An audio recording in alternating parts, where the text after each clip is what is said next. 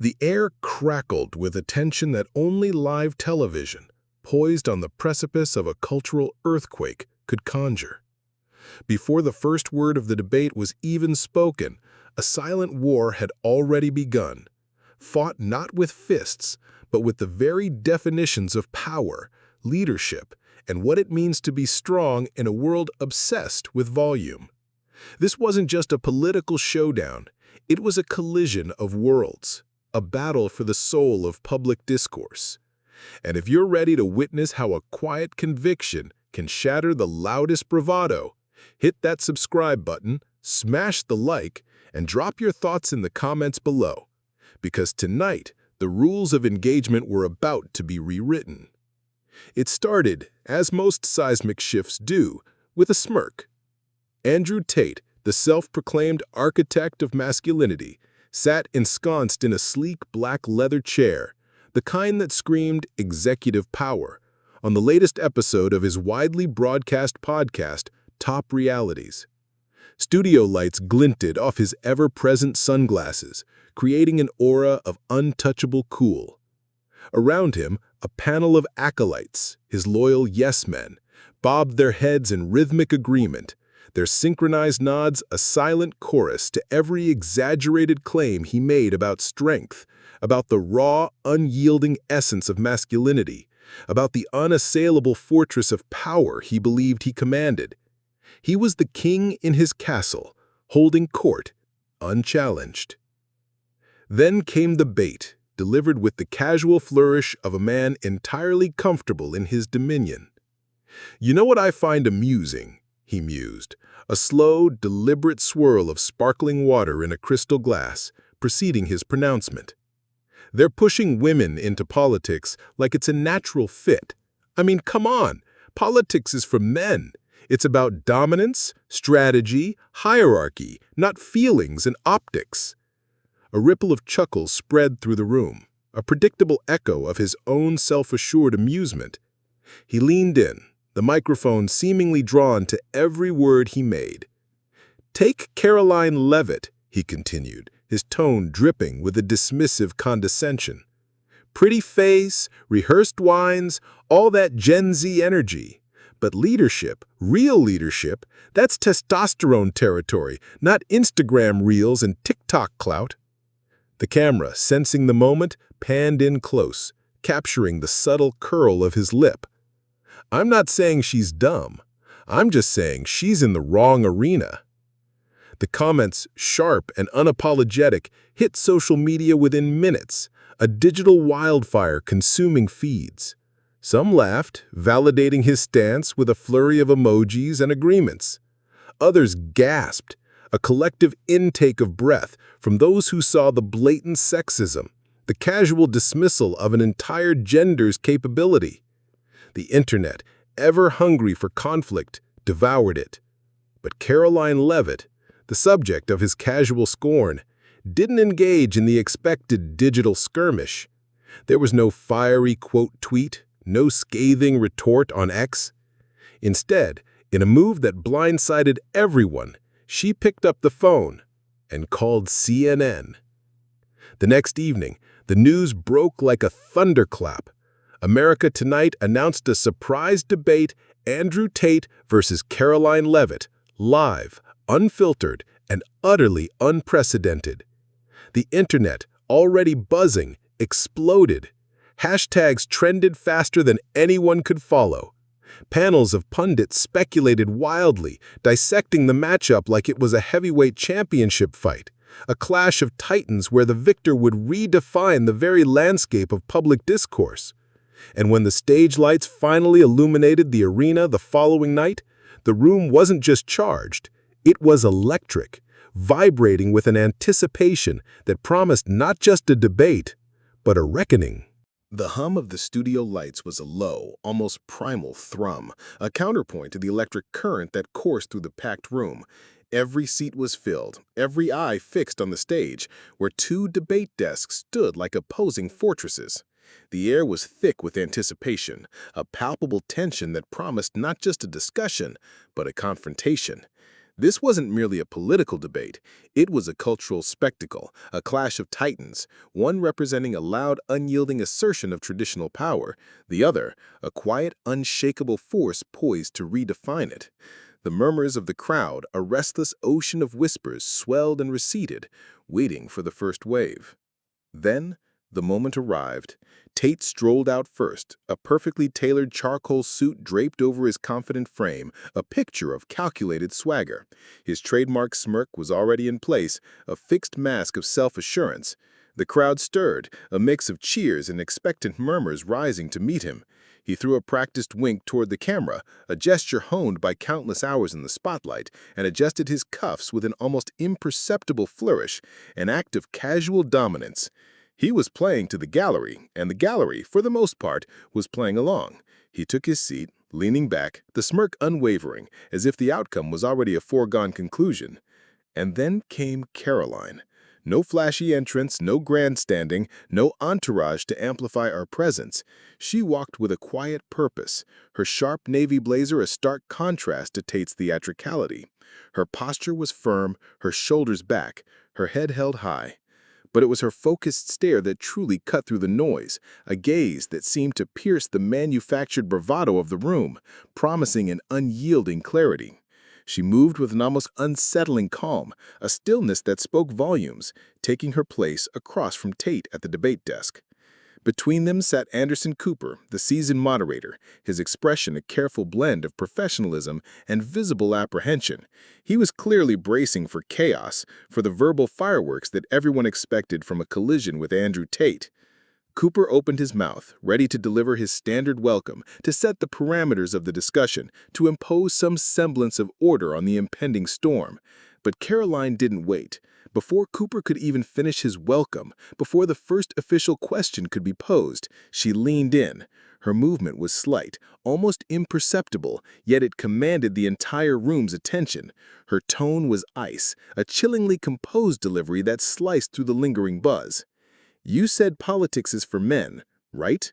she asked, her voice low, clear, and utterly devoid of emotion, locking eyes with Tate. The smirk on his face flickered, a momentary tremor. "Tonight," she continued, her gaze unwavering, "I'm going to show you why that was the dumbest sentence you've said this year." The crowd roared. It wasn't just applause, it was a release, a collective gasp of astonishment that erupted into a thunderous cheer. Tate's smile, that trademark smugness he wore on every podcast, every viral clip, every confrontation he thought he controlled, faltered. It wasn't gone, not entirely, but a tiny, almost imperceptible crack had appeared in its polished surface.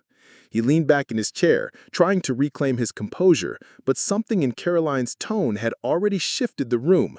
The audience, once a mixed bag of cheers and skepticism, now leaned forward, captivated.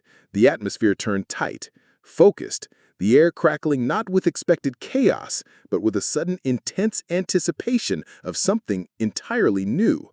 Anderson Cooper, caught off guard, sat back, his role as moderator momentarily forgotten. The game, it was clear, had changed before it had even officially begun. Anderson Cooper tried to regain moderation, his voice a strained attempt to reassert control over a room that had just been irrevocably shifted. But Caroline didn't wait. The moment was hers, and she seized it with the precision of a surgeon. "You want dominance?" she began, her eyes never leaving Tate's, a calm intensity that seemed to bore into his very core.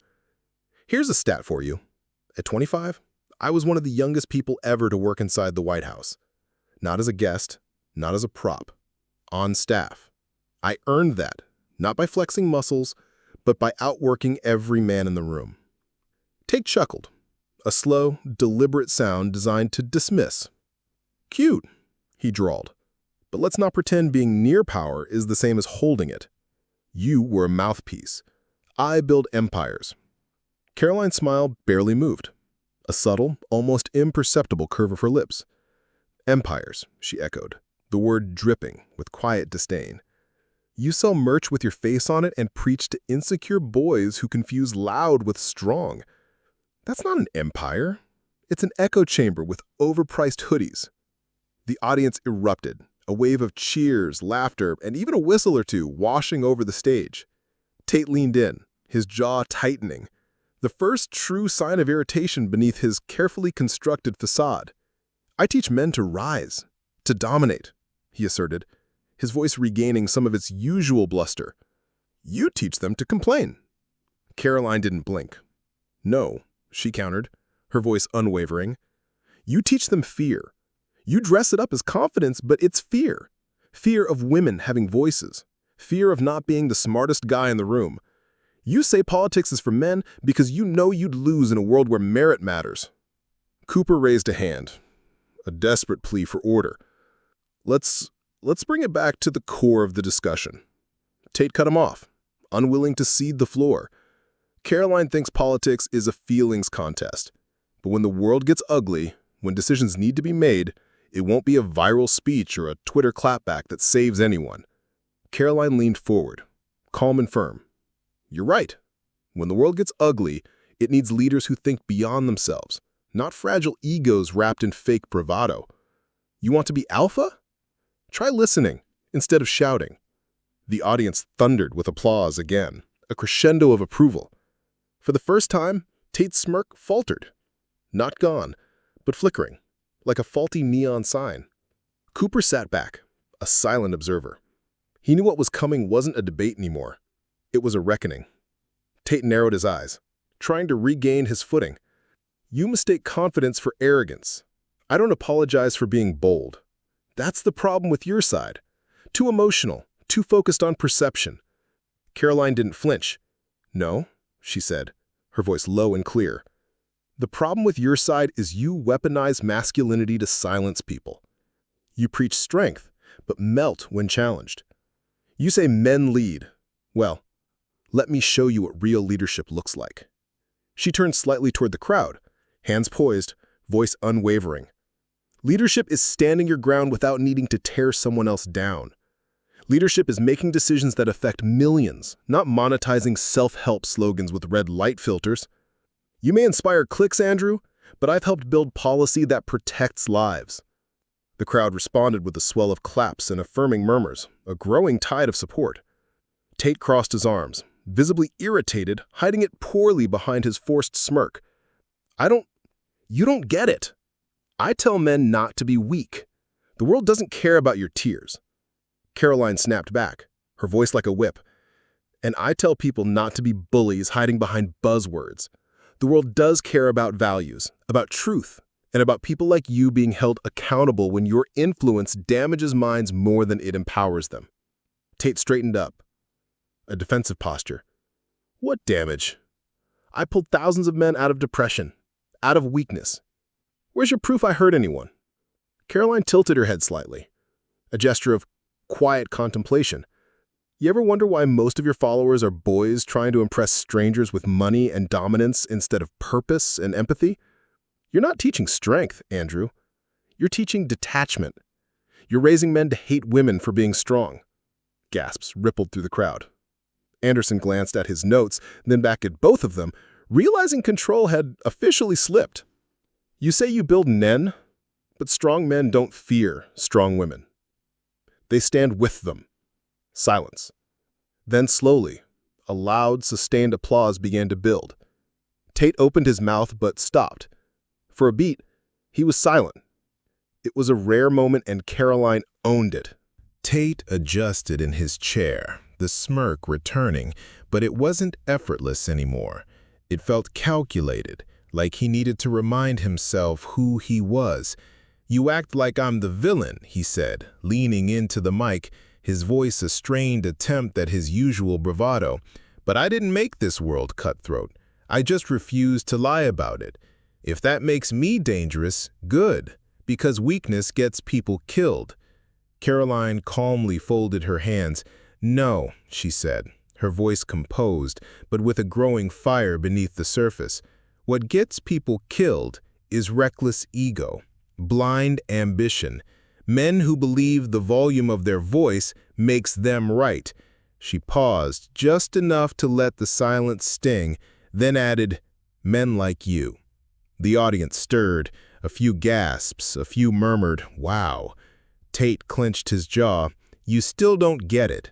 I've been locked up, canceled, dragged through every media pit, and I'm still here because people know I speak truth." Caroline leaned slightly forward. "And yet the truth you claim to speak always centers you, always elevates you, always mocks others. But here's a real truth, Andrew.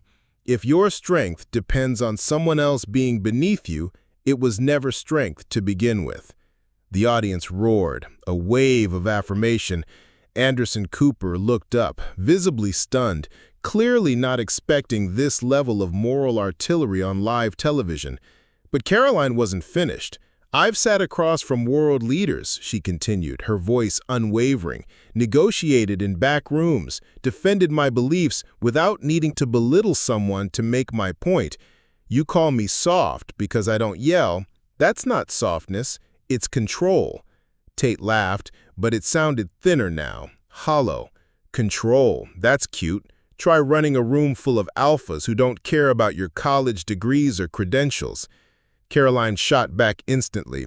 "Try walking into a room full of people who doubt you the second you speak, people who assume your intelligence is a fluke, your authority a handout, and winning anyway. That's power you can't measure in gym reps or follower counts." The crowd stood, not just clapping, but cheering, a full-throated roar of approval. Andrew leaned back, a flicker of something in his eyes. Not anger, perhaps, but maybe, just maybe, respect or fear. Caroline turned to Cooper and simply said, "Next question." Anderson blinked. "Yes," he said, almost breathless. "Let's move on." He shuffled through his notes, his voice cracking just slightly as he tried to bring some structure back into the arena that had become a verbal battleground. "Next question," he managed. "Let's talk about leadership. What defines it, who earns it, and what it looks like under pressure?" Tate didn't hesitate. "Leadership is about fearlessness. It's about commanding respect, not asking for it. I've built a brand, a following, an empire, without needing anyone's permission." Caroline didn't interrupt. She let him talk. She wanted him to. When he finished, she spoke slowly, each word laced with purpose. And yet the loudest man in the room is usually the most terrified one. The room hushed. Anderson blinked. Tate's eyes narrowed. "Commanding respect isn't about domination. It's about accountability. You say leadership is being feared. I say it's standing tall when no one's clapping, no one's watching, and still choosing what's right over what's popular." Tate exhaled, visibly annoyed now. "You think people respect you more than they fear me." Caroline gave the faintest smile. "Respect doesn't vanish when the lights turn off. Yours will." The audience let that sink in. Then came a slow build of applause that morphed into a full wave. The crowd wasn't just reacting, they were shifting. Tate shook his head, almost laughing. "This is why the world's soft. Too much talking, not enough winning." Caroline cut him clean. "If your version of winning means demeaning, mocking, and manipulating, then yeah, I'll take talking. Because unlike you, I don't build myself up by stepping on others. I rise with them." The applause that followed wasn't noisy. It was sustained, like the crowd knew they just heard the defining words of the night. Tate tapped his fingers on the table, pacing internally, unsure whether to lash out or recalibrate. Caroline, by contrast, sat still, strong, centered. The stillness was her armor. Anderson glanced toward the camera, then back at the stage, realizing something rare was happening. One voice was overpowering the other, not with volume, but with conviction. "Let's take a break," he finally said. "No," Caroline replied. "Let's finish this." Tate turned, facing her fully now. The game had changed, and he knew it. He leaned forward now, elbows on the table, as if sheer physical proximity could give him back the power he felt slipping. His tone turned harder. "You think your resume makes you bulletproof? I've been to war with the media, governments, entire nations trying to shut me down, and I'm still standing." Caroline's expression didn't move. "I don't think I'm bulletproof, Andrew," she said. I just don't need to act like I am." The crowd stirred again. Her delivery wasn't theatrical, it was surgical. "You mistake resistance for relevance. Just because the world pushes back doesn't mean you're right. Sometimes it just means you're reckless." Tate scoffed. "You wouldn't last a day doing what I do." Caroline countered, "Because I wouldn't waste a single day doing what you do." The crowd laughed, and it wasn't nervous laughter. It was sharp, affirming, aligned. Something was turning. Tate's voice lowered, more dangerous now. "You think you're popular in rooms like this, TV studios, think tanks, but in the real world, I win. I connect with men who feel lost. That's power." Caroline nodded slowly, "And that's exactly the tragedy. You had their ear, and instead of lifting them, you lit a fire under their resentment. You gave them rage instead of reason, pain instead of purpose." Tate straightened. "I gave them a voice. You gave them a target," she shot back. That line landed hard. Anderson Cooper shifted forward slightly but stayed silent. He knew to let it breathe. Caroline continued, her voice colder now, refined like steel. "You think you've cracked some code by telling men to be louder, harder, crueler. But strength isn't cruelty, and masculinity isn't a license to bully. Real leaders build bridges. You just build barricades." Tate's jaw clenched. "What do you build, Caroline? Talking points? PR statements? You sit in suits and call that leadership." Caroline smiled genuinely. "I build futures, jobs, policy, laws that change lives. I don't need a mic drop moment, Andrew. I'm not performing, I'm participating." The audience was silent. It wasn't hesitation, it was awe. Tate looked toward the crowd, then the camera, trying to find a line that would pierce the shield she'd built, but none came. Caroline didn't gloat, she didn't grin, she simply said, "You think politics is for men? Then maybe that's why it's so broken, because you mistook control for wisdom, power for vision, noise for leadership." Anderson finally spoke. "We're going to take a final break before closing statements." Caroline turned toward Tate one last time. "And if you still think women don't belong in leadership, look around. Andrew, you're not leading this room anymore."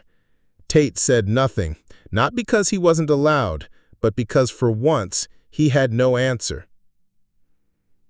When the cameras returned from break, the atmosphere had shifted entirely. The energy wasn't just charged, it was settled. The audience knew what they'd seen. Something rare, something decisive. Anderson cleared his throat. "We're now moving into final remarks, a chance for each of you to speak directly to the people watching at home." Andrew Tate leaned in first, trying to project confidence, though the edges were frayed. "People say I'm controversial," he began, "but controversy follows truth. That's why I speak plainly. I speak to the men who've been told they're toxic for being men. I give them permission to push back. And if you hate me for that, fine. I'm not here to be loved. I'm here to be honest." He looked toward Caroline, smirk, forced. "You think politics is some polite dinner party. I think it's a war, and I don't show up to war with a smile." There was scattered applause, more polite than passionate. Caroline sat still. Her turn.